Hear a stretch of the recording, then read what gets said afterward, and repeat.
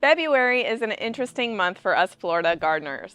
A lot of us can get started on our warm season plantings as well as squeezing in our last plantings of the cool season crop. In this video, I'm going to share with you over 30 crops that we can be planting in the month of February, and by the end of it, you'll know exactly which ones to seed start and which ones to direct sow and which ones to buy transplants for.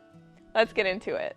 Let's start by talking about beans. Beans are a very popular crop to have in a backyard garden because they're so easy to grow. In a month like February, we must remember that beans are frost-sensitive crops. So if you're in South Florida, you're in the clear, go ahead and plant your beans. In Central Florida, you may want to be really careful and watch that forecast closely. I just sowed some lima bean seeds yesterday because I'm looking at my forecast here in Melbourne, Florida, and we're hitting the 80s for the next 10 days, and we're past our last spring frost date. In North Florida, you may need to wait until about Valentine's Day or even the end of the month before you commit to planting your beans. Beans are something that you're going to direct sow in the garden. Bush beans are going to grow in that short, compact form, and they may not even need any support at all. However, pole beans get much taller. You're going to see pole beans get somewhere between like 6 and 8 feet tall, so you're going to have to think about trellising them or maybe putting them on a bamboo stake. A popular bush bean variety is going to be your Blue Lake 274 bush bean, which I grew last season. This season I'm planting a Nemagreen lima bean. It's a bush style growing habit, but it's a lima bean that is resistant to root knot nematodes. There's many different varieties of pole beans that do well here, so drop a comment below and share your favorite variety of pole beans. Hey guys, my name's Jen and I'm here in Melbourne, Florida, Zone 10A for gardening. On this channel, I'm hoping I can inspire others to start a backyard garden by sharing my experiences gardening in a suburban backyard. Throughout the videos on my channel, you'll see me sharing some of my successes as well as some of my failures. February is a great time for all of Florida to plant our cool season peas. And by cool season peas, I'm referring to snow peas or English peas. English peas are going to be the shelling peas, and snow peas are the type where you can eat the shell as well as the pea on the inside. Yesterday, I direct sowed some sugar snap peas all along the backside of this raised bed so that they'll be able to climb up this trellis when they get big enough. Another pea you can consider planting is a southern pea, like a black-eyed pea. Now, southern peas are more heat tolerant than English or snow peas. So South Florida, you're good to go if you want to plant some southern peas. Central, you want to make sure you're out of the woods of any frost, and north, you're probably going to want to wait a month. For me, I'm going to hold off on planting any southern peas because these are one of the few crops that I can plant in the summer. So I'm going to reserve my garden space right now for other crops, and I'm going to fill my raised beds with southern peas in the summertime. Now let's talk about our root veggies. Root veggies are considered cool season crops, but carrots and radishes can be planted February and even March in some areas in Florida. Now I recommend if you're going to plant carrots that you try to choose a heat tolerant variety, and I recommend direct sowing carrots. I've had great success this year with a heat tolerant variety that I got from Jera's garden. It's called a Carota carrot. So I just planted more seeds of this variety the other day. Now if you also want to plant radishes, I would recommend direct sowing radishes as well. I've read that a watermelon radish is one of the most heat tolerant varieties of radishes that will do well when planted in spring in Florida. But warning, one of my subscribers tried it last season and was telling me all about how spicy they are. So be aware that if you plant radishes now, the heat might make them even spicier, and a watermelon radish is already spicy. The next two root veggies, beets and turnips, are really not going to do well in the heat. So South Florida and part of Central Florida, you guys are probably out of season for planting beets and turnips. But North Florida, your weather is quite a bit cooler, so you can go ahead and direct sow some beets and direct sow some turnips if you'd like to have one more planting of cool season root veggies. Cool season cruciferous veggies make up the next 5 crops. So we're talking about broccoli, cabbage, Brussels sprouts, Chinese cabbage, and cauliflower. Sorry, South Florida, it is too late for you guys to plant these. The temperatures are just too hot down there, and if you were to plant them now, they'll probably bolt before they reach maturity. But for North Florida and Central Florida, this is your last chance to get these crops in the ground. And I highly recommend buying transplants if you're going to plant these crops to give the crops a nice head start.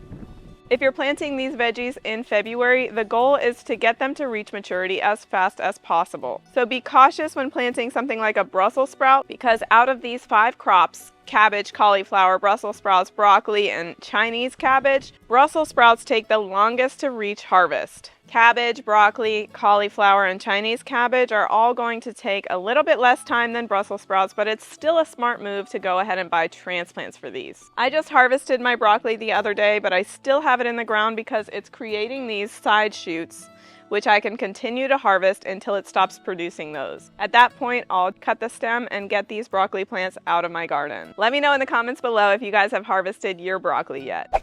As we're talking about cool season crops, we can't forget to mention the leafy greens. Now is a great time for all of Florida to be planting leafy greens, and you can either direct sow or seed start them.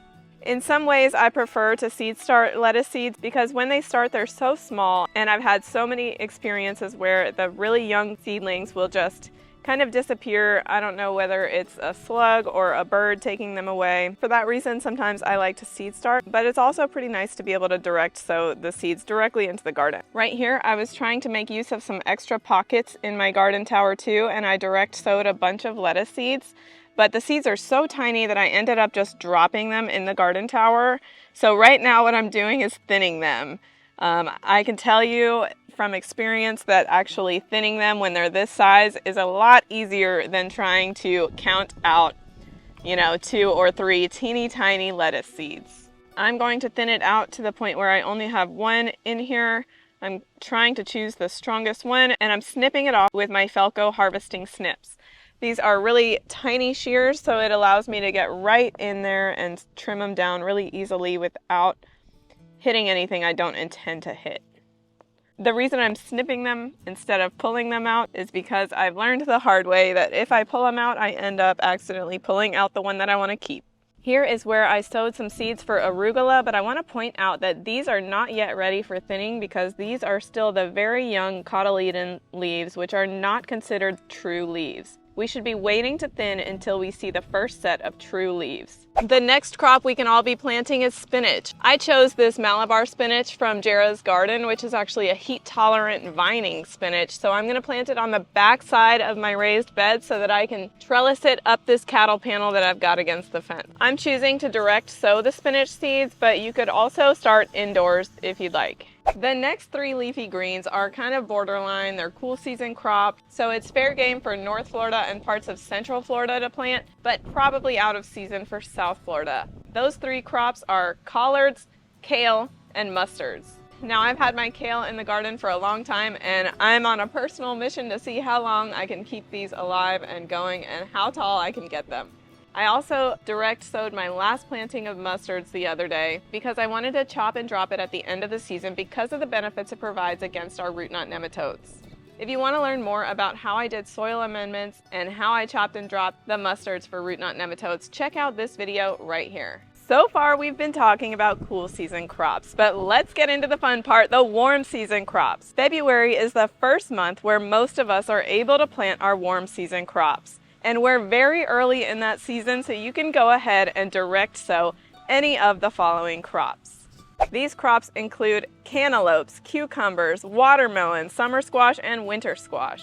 The difference between a summer squash and a winter squash has to do with the thickness of the skin and how well it stores. Winter squash has a thicker and stronger outer shell, which helps it store better for months on end. Summer squashes are those that have a really thin skin and do not keep for very long. So an example of summer squash would be a yellow squash or a zucchini squash. I planted so many different cucurbits the other day, I'm pretty sure I'm going to regret these vines that I can't control. So we're going to have to wait and see how that turns out whenever I publish a spring garden tour video. If you're interested in seeing if I can effectively support and trellis all of the vining crops that I'm about to show you, hit that subscribe button and follow along. I'll be sure to publish a spring garden tour in the next couple months at the peak time for all of these vining crops. I planted gray zucchini squash from Jera's garden as well as a South Anna butternut squash. I loved growing South Anna butternut squash last year. Although I was getting powdery mildew and it was really hard for me to manage that disease, the crop was still producing and I still ended up with a lot of butternut squashes at the end of the year. I got the South Anna butternut squash seeds from Southern Exposure, so I'll drop a link in the comments below if you want to pick some up yourself. This year I'm going to try my hardest to do better at managing powdery mildew.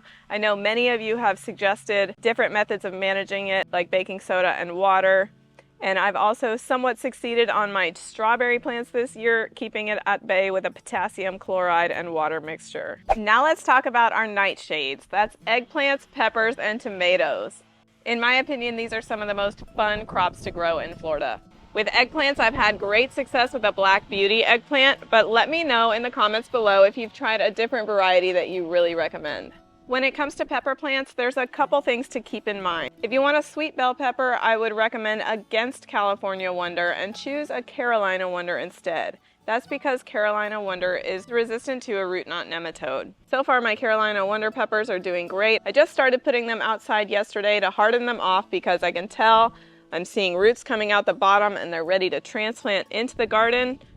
When it comes to hot peppers, it seems like we have a million choices. I'm going with a cayenne pepper this year, a Tabasco pepper, and also 2 Megatron jalapeno peppers. I tried Early Wonder jalapenos last year and they grew well, they just weren't quite as big as I wanted. I wanted big jalapenos that I could put on the grill and stuff with something when it comes time for spring and summer barbecues. So this year I'm going with a Megatron jalapeno. Drop a comment below and let me know what kind of creative hot peppers you guys are growing this season. Now tomatoes, I bought a Sanibel tomato plant to try this time, but in the past I've had success with Everglades tomatoes, and right now I've still got Italian Roma and Cherokee purple tomatoes growing in the garden. Now I'm just waiting for these tomatoes to ripen up so I can eat my very first Cherokee purple tomato. When you're choosing a variety of tomato plant, I recommend you make a decision about whether you want an indeterminate tomato plant or a determinate variety. Indeterminate tomato plants have this vining growth habit, and they really can get out of control very quickly. A determinate tomato plant is one that grows in a bush-like habit, and those are the ones you commonly see supported with a tomato cage. Determinate varieties are the style that I prefer to grow because I just get so overwhelmed with the vines of an indeterminate tomato plant, especially when I'm in the spring season and I'm trying to balance those tomato vines with my cucumber vines and my squash vines and my watermelon vines. So keep that in mind when you're planning out your garden. The next crop is quite possibly the easiest crop you can grow in a Florida garden, and that is green onions. For green onions, instead of buying seeds, you can simply just buy some green onions at the grocery store, cut off the bottoms with the roots, and plant these in the ground. That's how I originally got these onions, but most recently I pulled these up out of my raised bed before I amended the soil in my garden for spring planting. They've been in the fridge for about a week now, and I'm replanting them in the garden right now. These things are virtually indestructible and they'll just keep giving you a supply of green onions. And you can plant them really close together as well, which I love. They barely take up any space in your garden. If you haven't amended your soil yet, I highly recommend you watch this video that I published a few days ago, which shares how I amended my soil this season to make sure that my raised beds were full of nutrient-dense organic material for the spring planting season. February is still a great time to plant your baby Dutch yellow potatoes, your russet potatoes, or even your red potatoes. I went with a baby Dutch yellow potato this year, and I'll drop a link in the description box below to where I bought the seed potatoes. Although I've also heard people have success just going to Tractor Supply and picking up some seed potatoes from there. Mine are looking really good. I can't wait to harvest them. Potatoes are some of my favorite crops to grow because it's just such a mystery what's happening underground until it's ready to harvest. Let me know in the comments below what variety of potatoes you love to grow. The next few crops are heat-tolerant crops, which are perfect for South Florida. North Florida, I'm sorry, you guys are probably gonna have to wait another month for these, but South Florida and some parts of Central Florida, it's time to plant some okra, sweet potatoes, and heat-tolerant Swiss chard. Now, okra, I would be a little bit cautious about putting it in a raised bed because I did it last summer and I felt like I had giant trees growing in my raised bed. So I may try to choose a spot to put it in ground this year. Also, with okra, make sure you're ready for that harvesting schedule. Okra will grow so fast. You should be out there looking for okra to harvest every day once it starts flowering. Sweet potatoes can be planted right now, as well as all through the summer months. But if you're working with limited garden space, I want to encourage you to think about what you're going to do in the summertime. For me, my summertime planting includes okra, southern peas, and sweet potatoes. Those are just about the 3 plants I can grow in the heat of the summer, so I'm going to reserve most of my garden space for cucurbits and nightshades this season. I'd love to know if you guys have similar thoughts about managing your garden space, so drop a comment below. Let me know what you're prioritizing right now and what you're planning on waiting until later with. We should also be planting the majority of our annual herbs in the month of February. This right here is parsley, and parsley does so well for me in the spring here in Florida, as does basil, cilantro, and dill. A word of caution about seed starting with herbs though. Check the seed packet because some herbs will take up to 21 days to even germinate, which means they're going to be very slow growing for you. This is going to help you figure out which ones you're going to go to the store and buy as transplants versus which ones you want to start from seed. I typically will start cilantro and basil and parsley from seed, but some of the slower ones like thyme, I'll go ahead and buy a start of those. Now that I've just shared 30+ crops you should be planting in the month of February, it's time to get planting. Thanks for watching, guys.